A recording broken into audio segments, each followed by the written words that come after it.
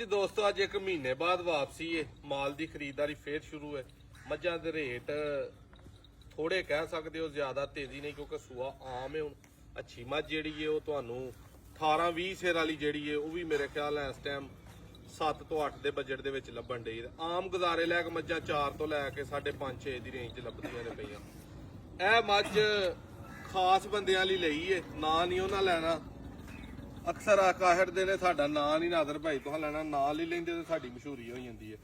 ਕਾਲੀ ਸਿਆਹ ਮੁਸ਼ਕਲ ਨੇ ਦੂਜਨ ਪਿੱਛੇ ਕੱਟੀ ਸੂ ਕੱਟੀ ਇਹਦੀ ਤੇ ਬੋਲੇ ਦੇ ਵਿੱਚ ਹਲਾ ਇਹਨੂੰ ਖੋਲ ਯਾਰ ਜਰਾ, ਇਹਦਾ ਤੁਹਾਨੂੰ ਤਸੱਲੀ ਦੇ ਨਾਲ ਇੱਕ ਵਾਰੀ ਸ਼ੌਕ ਕਰਵਾਉਂਦੇ ਆ। ਜਿਹੜੇ ਭਰਾਵਾਂ ਮੱਝਾਂ ਲੈਣੀਆਂ ਜਾਂ ਪੈਂਡਿੰਗ ਨਹੀਂ ਹੈ, ਜਿਨ੍ਹਾਂ ਦੀ ਐਡਵਾਂਸ ਪੇਮੈਂਟ ਆਈ ਹੈ 0324 8182 000 ਤੇ ਫੌਰੀ ਰਾਬਤਾ ਕਰਨਾ ਤੇ ਤੁਹਾਨੂੰ ਮੱਝਾਂ ਅੱਲਾ ਦੇ ਫਜ਼ਲ ਨਾਲ ਮਿਲਣਗੀਆਂ। ਵੀਡੀਓ ਦੇ ਵਿੱਚ ਜਦੋਂ ਕੋਈ ਫੇਰੀ ਵਾਲਾ ਆਈਏ ਜਾਂ ਕੋਈ ਰੌਲਾ ਪਾ ਦੇ ਨਾ, ਸਵਾਦ ਵੀਡੀਓ ਦਾ ਮੁੱਕ ਜਾਂਦਾ। ਪਰਤਾਹ ਯਾਰ ਇੱਥੋਂ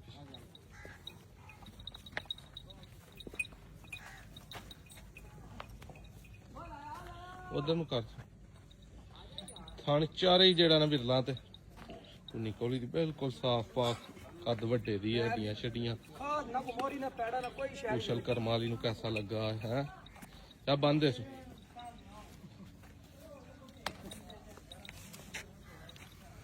ਆਸ਼ਾ ਵੇਖੋ ਹਾਸਰ ਸਿਆ ਕਾਲੀ ਇੱਕ ਰੰਗੀ ਮੁਸ਼ਕੀ ਗੋਲ ਸਿੰਗੀ